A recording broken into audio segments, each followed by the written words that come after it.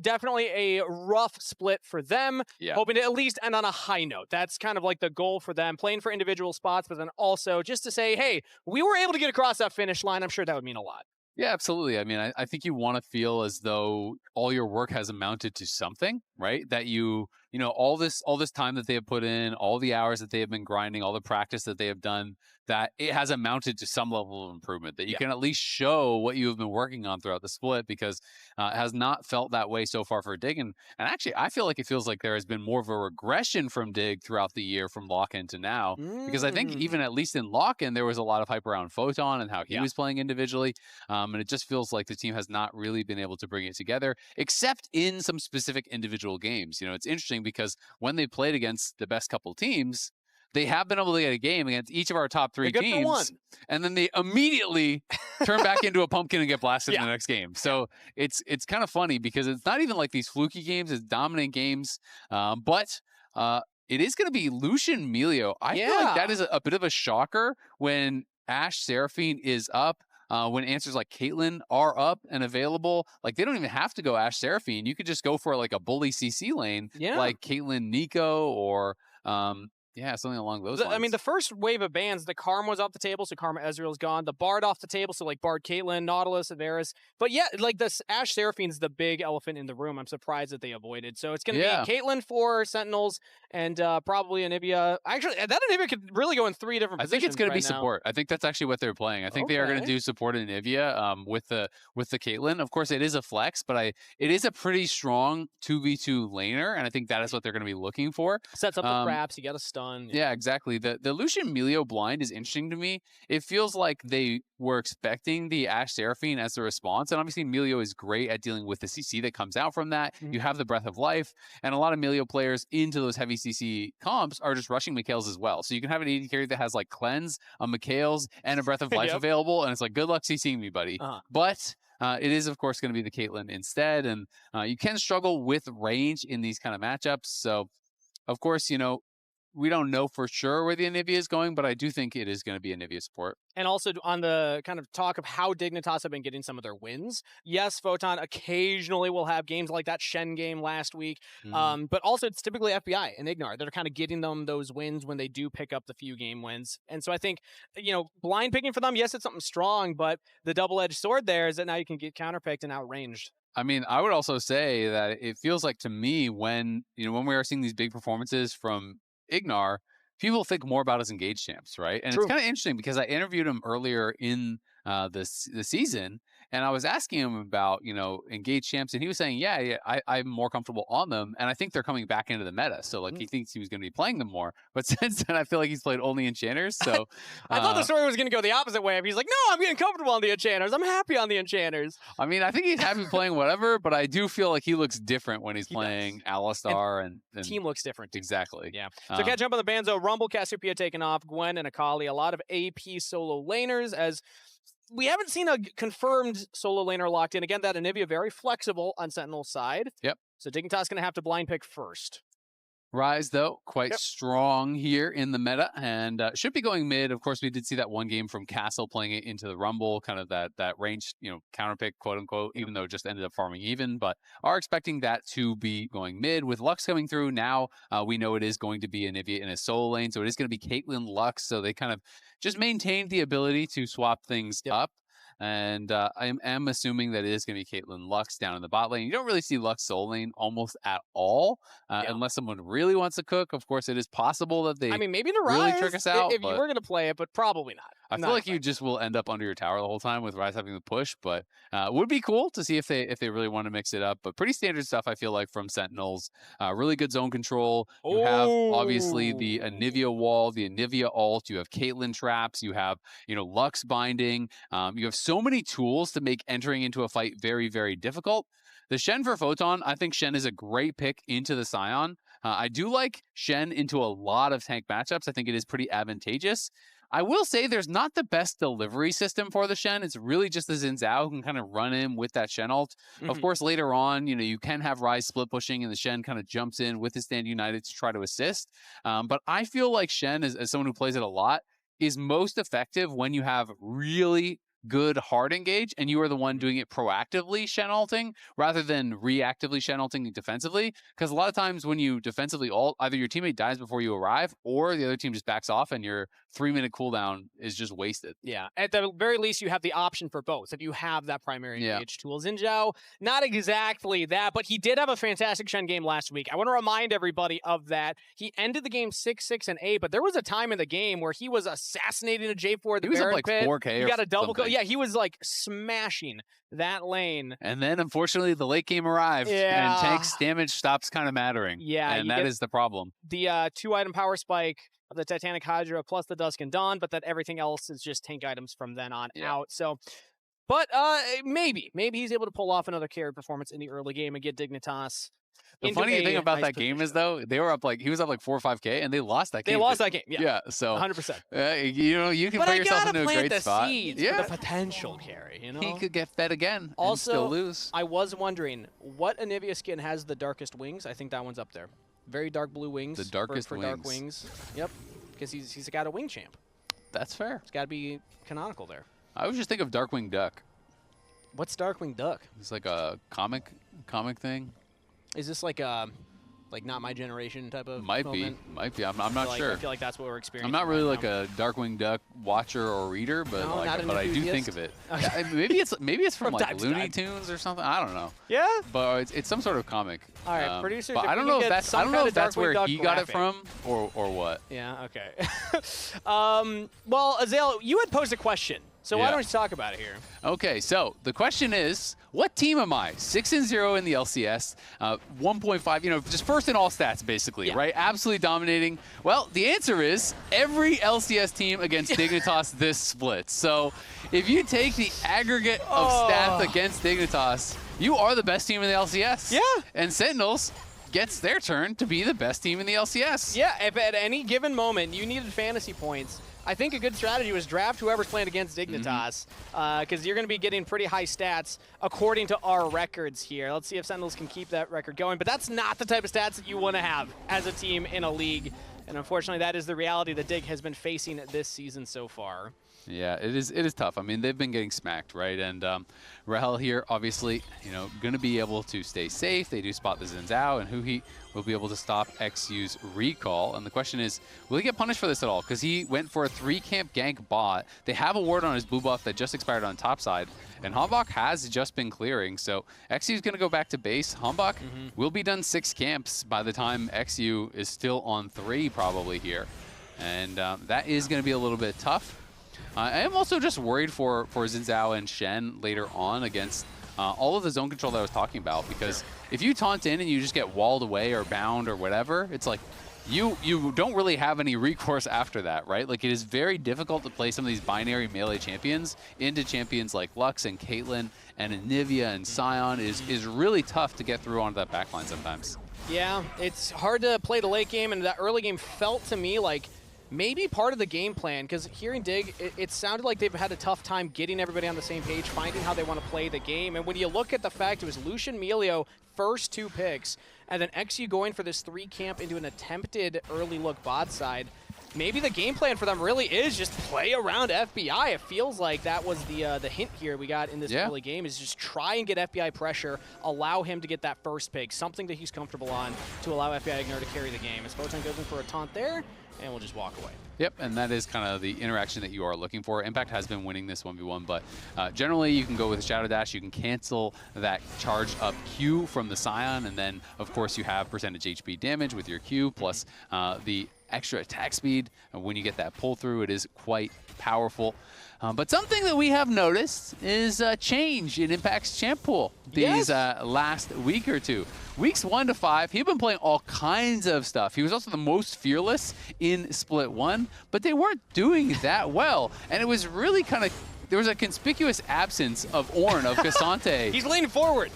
He is. And mid lane, DARKWINGS popped into the Anivia passive. He's fine. But he had not played a single game of Cassante, Sion, or Ornn. All champions that are super related to him. Now Palafox might not be okay. He used the Ghost and the Flash just to get the passive on DARKWINGS, and that's first blood picked up by HamBak. Nice collapse there from huhi and HamBak. So last week he played the Cassante and the Ornn. Now he's playing the Sion. So that is now 3 straight games. As soon as playoff time comes around, either Impact's locking in or Coach is cracking the whip saying, you know what, buddy, you had your fun. It's time to win some video games. No, my headcanon is that graphic. He just leaned forward in his chair and is now playing the tanks here. One man can only play so many Sion games, so he has to save them for when it counts, you know? Exactly, yeah. Have fun in the early season when playoffs don't matter, and then playoffs time. You know what? Winning's fun, too. See, that's where we differ. I don't do a lot of that in my games, so I try and have fun in other ways. Azael is huhi taking a big chunk down in the bot lane. The root lands, though. Trap as well from Rahel, but that will be heal from huhi. Now flash from Photon over the decimating smash. Body blocks the ultimate, and Impact might just be able to walk away regardless. Has his flash available as well, and will use it. So Photon will just trade summoner spells at the end of the day. Yeah, I think Impact played that pretty well. I feel like he could have just walked it out, but he got nervous about when the taunt cooldown was going to come back up. I think he had gotten close enough to the tower that if Photon taunts him, Photon gets tower aggro and probably just dies. But, you know, nice aggressive move there from Photon. The reality is, though, Impact is still up, you know, over 10 CS. eXyu did get down to cover their bot lane again, because otherwise I think FBI would have had to probably use barrier. Maybe would have had a heal come out. I don't think it would have resulted in a kill, but pre-6, you know, it's very dangerous for this Lucian. If you get hit by a binding, the trap will be there to follow. Of course, post-6, Milio will be there to try to back you up. And FBI just looking for some trades here. huhi clearly wants to get back to base to reset, but had to stay around as he was getting a little bit nervous there for Rahel. Yeah, huhi doesn't have a lot of mana, but will now get the reset off as the dragon was taken. HamBak didn't need his bot lane prio or his bot lane there to help him out. There was the 2v2 skirmish happening, so he's happy to just pick up the objective. This does buy some time for eXyu to get some camps, as he's now catching back up in the farm department, but if you're Sentinels, you're happy to pick up that early Ocean Drake in the laning phase, one of the most efficient dragons to have early. Yeah, it's the best one for sure, I feel like. You know, when you get that early Ocean, especially in some of these kind of pokey matchups, it is very, very beneficial. And you are getting missing, 2% of your missing health every 5 seconds is what the regen is. So, like, when I'm playing Shen, you know, in a tank versus tank matchup, I feel like that is really annoying because that is such a high amount of regen for something like a Sion that's already really, really durable. But something I want to talk about is the reality is when you are at the end of a split that has been going this way for Dignitas, it is a real struggle. And you are playing for your jobs, right? You are trying to showcase your skill to show Dignitas, hey, I'm a player that you want to keep around, because the expectation is some changes will be made. So my question for chat is, who should Dignitas build around? What player should they be, you know, staking their kind of season on for next split? Who do you think is the most promising talent? Who do you think is their best carry that they should look to try to actually rebuild this roster around? Because clearly this iteration has just not worked. Yeah, either best or who you think has the brightest future potential to build around. I think either way you frame it, it's an interesting question to ask, because teams often find themselves in spots like this. You've had a very slow start to the year, and you have one more split ahead of you. So if changes happen, who do you want to keep on the roster? I mean, there's no guarantee that they will make changes, because you have to be able to find players that you think are going to be an upgrade. But let's be honest, no one is going to think, including at Dignitas, that you are qualifying for Worlds as the year is going, right? And that is every team's goal, is to get towards Worlds. That is the ultimate goal. And here is the chat vote. So heavily favoring FBI. I actually really agree with that. FBI would probably be my big one too. I feel like FBI still has shown that he can carry games, you know, has that ability to take over. And, you know, with a stronger supporting cast, this could be a much stronger team. I feel like he got over half the votes as well. I think makes sense to me. Unanimously the community agrees with that, and I have to concur as well. When you look at the games that they win, everyone's stepping up, but FBI consistently, even in the games they're losing, has been the one that looks like he's staying in the game. Photon also, though, getting some nods. Happy about that as well. Yeah, I mean, I think Photon, especially in lock-in, was a real carry threat. He has had some good games throughout the regular season, but I feel like has not been as dominant as what we saw from him in lock-in, where it was feeling like, oh man, this guy's laning phase is really scary. Ooh, nice finding there as FBI will be fine. Milio shields and heals are just too much right now for them to get through. And that was barrier out from FBI as well, so he does pop the barrier. Ignar was not yet 6, so Final Spark just kind of thrown out basically as a little bit of poke. The Lux ult is such a short cooldown that you will see players usually just let it rip as soon as they do hit some sort of CC, just kind of using that for poke. And it's not going to be any sort of like full AP, Luden solo queue style Lux. He has a Bandoglass Mirror, so he is going to be going supportive items here. We'll be interested to see what his support item upgrade is. Sometimes people will go for more aggressive support item upgrades. I'm thinking like Shirelia's maybe? Do you want to get the move speed there? Yeah, it could be Shirelia's. Shirelia's is pretty popular on a lot of these champions. You can do things like, there's a lot of options. We'll just have to see, but... Either way, we know that it's not going to be that one-shot burst style of Lux. It's going to be the setup style of Lux. You get more shields, or at least stronger shields, and you also are able to land those light bindings to set up the traps for Caitlyn, and it's up to Rahel to do the chunk of the damage. That being said, huhi is actually more ahead in gold than Rahel currently, as FBI's just been doing a fine job of CSing here, but slower early game start. Sentinels now set up for the next dragon in a minute's time. They had gotten the grubs, or at least 2 of the grubs as well, while we were talking about the poll. So the early game objectives, plus that first blood gold for Sentinels, puts them in a good spot to just continue the dragon stacking. Yep, looking like they're in a great spot for that. And I mean, especially if Sentinels gets there first, it's so impossible to walk in against this team comp. It is very, very difficult.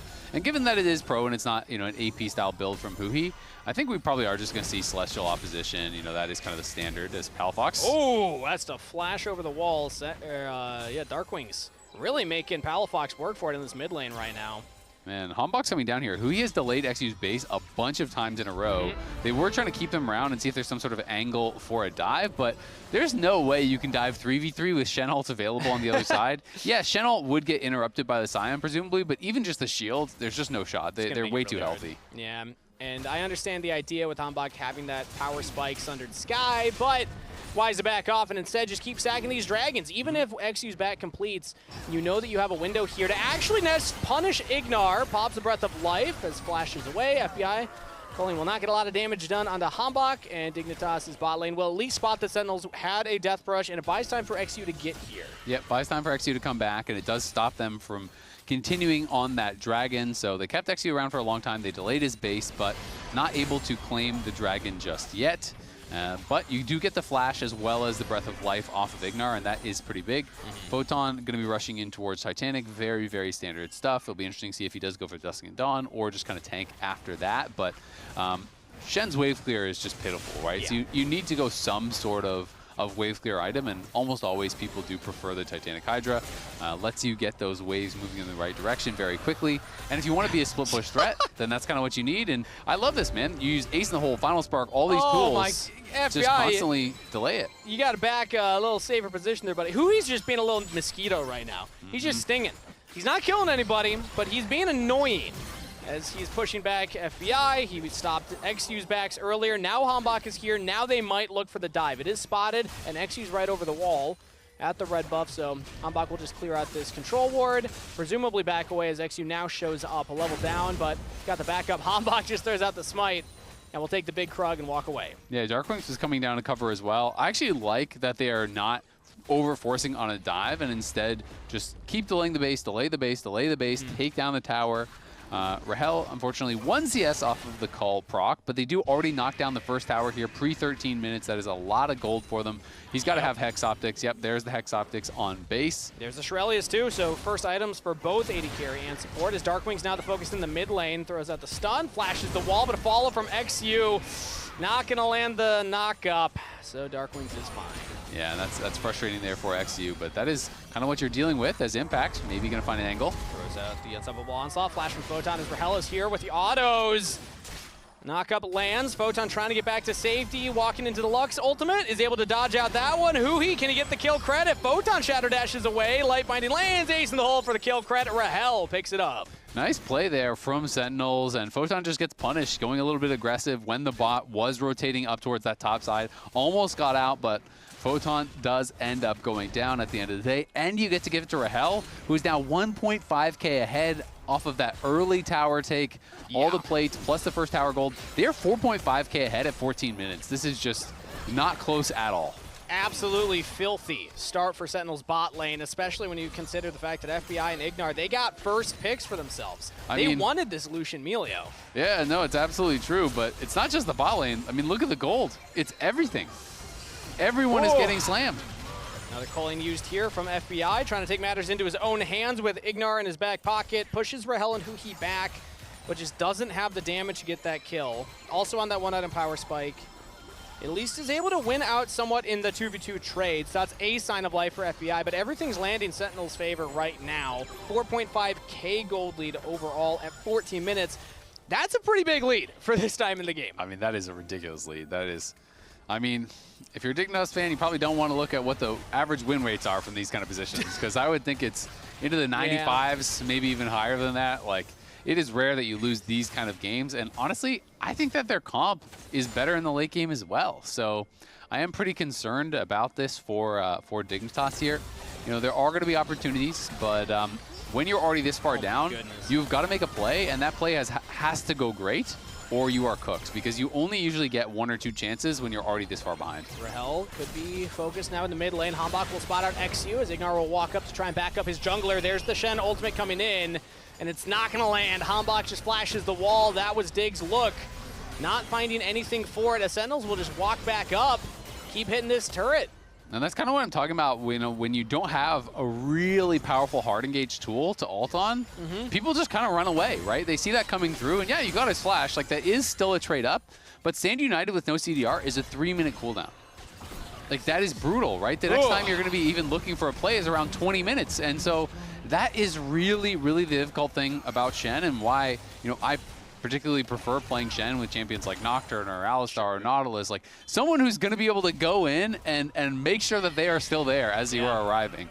Slow bleed here as Sentinels just creep further and further ahead. I actually would love if Stats could take a look at Rahel and how many turret plates he's got, because I must have been all 5 bot. I know he got at least 1 top and I think 3 mid.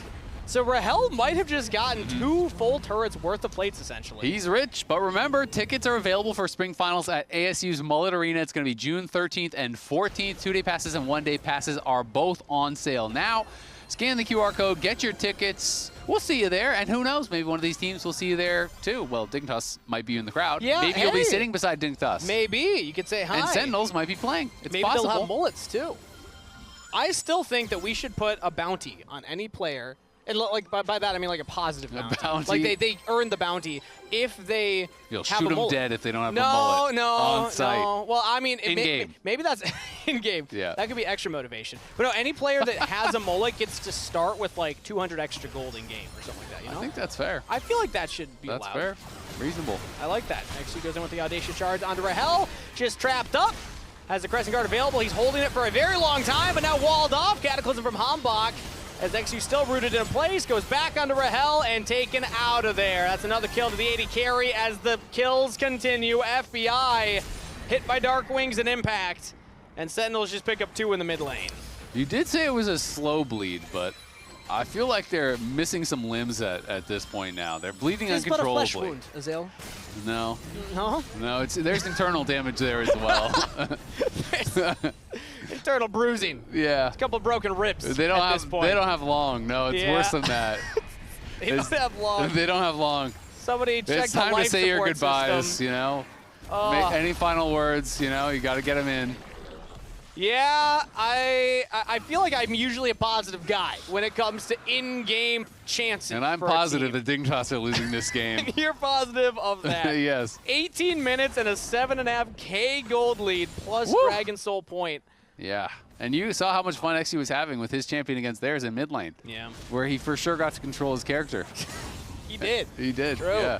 Okay, I'm going to say it this, because anytime there's a game like this, you now have little mini games. Because if we're being honest, Dignitas are out of this one. So can they prevent themselves from being perfect games? Because does the 1 grub count actually? I think anything on the scoreboard counts. So for my definition, they already have prevented that. I think they'll get a kill. I mean, there's some squishy members on the other side. I feel like they'll just full send it randomly and huhi will die or something like that. But yeah, I mean, I guess it depends on your definition. It's pretty tough to perfect game if you do count getting 1 of the grubs. Yeah. And I tend to think that anything that shows on the scoreboard counts against the perfect game. So I would argue a plate does not make a game imperfect because that doesn't show on the scoreboard. Also, our SAS guy Leo has confirmed that it does prevent the perfect game, and Leo is kind of the end-all be-all voice on the broadcast. That's what he likes to think. Oh, you're not convinced of that? Nope. We can just say whatever we want, right? I still feel like, personally, we could ruin Leo's credibility very quickly. Yeah? Yeah, we could just say. Do you have some insider information getting some stats here from Leo. And then you just say whatever you want. Exactly. Wait a minute. I never thought about that. Wow. He has no control over what we say. Leo just said he hates bald guys. We could attribute anything to Leo. Yeah. Like Leo is saying, statistically speaking, DARKWINGS better than Faker. Yeah, which I personally wouldn't agree with. The stats on the screen quoted by Leo the stats guy. That was Leo the stats guy making that argument. I can say it's a bold one to make. It's our word against his. Yeah. Two versus one. 2 versus 1. And I guess the. Are you sure we should just fight through side, or do you guys just win on mid? Because I don't think we win on mid. Yeah, I know, but the thing is, it's like I think we're just attacking the wrong area. Okay, let's go hunt Anivia then. Let's try. Yeah, Anivia. We're going bird positive. Saying, do you win mid? Well, not really. You guys can play on side. So they're like, all right, let's try to kill Anivia. Yeah. I mean, you have to try to stay focused in a game like this. To have any chance of a comeback. They're not delusional. They know it is going to be incredibly unlikely, but it is a professional game. You got to do your best to win, and if that is that 1%er where you keep getting picks on the side over and over, then that's what you're going to go for. But unfortunately, if you do lose a 20-minute Baron to a team that is already 7.5K ahead and on soul points, it's going to be tough. Also, rule number 1, if you're being hunted, pack together strong. DARKWINGS with a team as Caitlyn will get a big chunk of damage onto him, but the Cataclysm onto FBI, eXyu trying to keep him alive. Buy some space for the AD carry, as now the trap lands onto eXyu. The Crescent Guard has expired. Dignitas just don't have the ultimates to walk up. They almost got DARKWINGS into the passive, but not quite enough. They at least stopped the Baron. Yeah, they do stop the Baron, which is good. But they spend their stand united. The Crescent Guard has been a lot of tools there to. We're sending Photon in there. Just solo mission. Oh, the light binding lands onto 2 as the flash taunt. eXyu at the flank onto huhi. Dignitas find a play and get their first kill of the game. What did I tell you? Luck support is always good for one. Always for the good other for team. one. Yep. Yeah, at least. When you're getting owned, you love seeing like a Lux or a Zyra or something. You're like, I can kill that guy. If we all flash on that one, we can get that guy for sure. So they do get their one. So whether you're a grub believer or not, not a perfect game. Not a perfect game. There's a kill on the board. Actually, Leo the stats guy said that one kill nullifies the one grub. So we're back to perfect game. But they have the grub. Why would they be nullifying their own man. grub? Leo just says stuff. Leo, what are you doing? He's on one right now. I can't believe that's our stats guy. That's crazy. Yeah. With that in mind, everybody, there's actually a job opening. No, Leo, we love you. I'm sorry. I feel bad ragging on Leo. I still feel like he's by far the most valuable person that we can have, just for the amount of stats he gets us on a weekly basis. It's I'd say, for me, shout out Leo. He's top 10 in my LCS stats people currently. It is a one-person team. Currently. It is a one-person team. It's a one-person team. Okay, yeah. It's top 10. Maybe top 7 in Leo's that lonely stats at the top, that I know. Give him a couple friends up there. Yeah. 25 seconds till the next dragon. This is the Soul. So Sentinels have been playing a clean game so far, and now it looks like they're going to pick Palafox in the side lane. He flashes away, dodges the flag and drag, but the Cataclysm will land true, and that is a pick for Sentinels. Oh, that's not fair. Palafox said he wanted to hunt the Anivia. The Anivia's not allowed to hunt him. Yeah, when the hunter becomes the hunted. We got like a Predator situation going on here. Okay. I've never seen Predator, actually. I don't know if that is the plot. The Predator only goes for, honorable prey, right? They don't. Predator doesn't hunt weaklings. So Palafox is honorable. There you go. That's what we learned. Yeah. I think that's a plot. Am I close? I don't know. We'll count it. I feel like I'm disappointing Captain Flowers right now because he's like the 80s movie guy, and every time I mention a movie I haven't seen, he gets really sad. So, sorry, Clayton. Either way, Dragon Soul picked up for Sentinels as a 7,000 gold lead game just continues. Not even going to contest it. Nope. All right, yeah, we're definitely going next fast on this one. This is tough. I mean, they talked about it in the lounge, and honestly, a lot of the time, when you do get a team that has had a horrible season, they're eliminated from playoffs, they kind of play a lot more relaxed once they are already eliminated. Yeah. And oftentimes you do actually see upsets. You see them come out and finally they're not nervous. They're like, well, we got nothing to lose. And they go out there and they give it their all. This is kind of the opposite of that. This is like the most stomped they have gotten so far. We'll see if they can bounce back, but this one's tough. I mean, it feels like the only kind of very small little glimmers of light has been FBI getting some pressure here and there. But eXyu walled off from the rest of the team, has to jump in with the Crescent Guard. He's solo versus 5 right now. Photon does come in with Stand United, but eXyu has to flash away from the Cataclysm, does survive for now, as Breath of Life will keep everybody topped off, healthy enough to continue the escape. And Dignitas do get out of there, but that's a lot of defensive tools used by Dignitas, so Sentinels can just walk straight to the Baron. Yeah, pretty much everyone popped all their ults there. DARKWINGS is going to be spotted on this ward, so they will be aware that this is happening. You got to go try to defend it. Maybe you get some random kills. If you take them out, if you steal the Baron, hey, at least you got a shot. Yeah, Baron might be the true carry of Dignitas as it's shredding Sentinels right now, getting some extra damage in there as HamBak does secure the objective. Photon got in there, but HamBak is able to hold his ground, and Sentinels picks up the kill there. Yeah, eXyu couldn't even get over. Oh, flash to follow up onto eXyu as Rahel will go on a killing spree. Teleport into the mid lane as it looks like it's gonna be a slaughter. Double kill to Rahel. FBI flashes the flag and drag as huhi looks for the binding onto Ignar.